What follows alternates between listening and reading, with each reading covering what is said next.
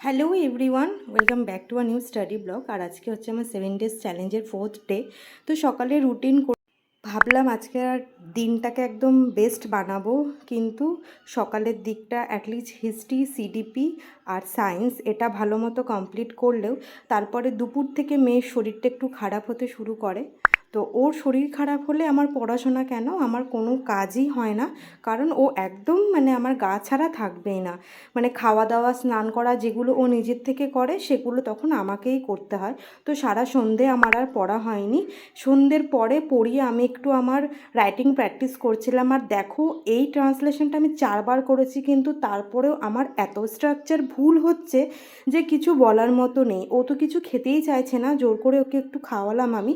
তারপরে আপার প্রাইমারির আজকে online class ছিল, সেগুলোই অ্যাটেন্ড করেছি। এখনও আমার ম্যাথস বাকি রয়েছে, ডেমো প্র্যাকটিস বাকি রয়েছে। দেখা যাক কতদূর পারি। তো চলো, বাই।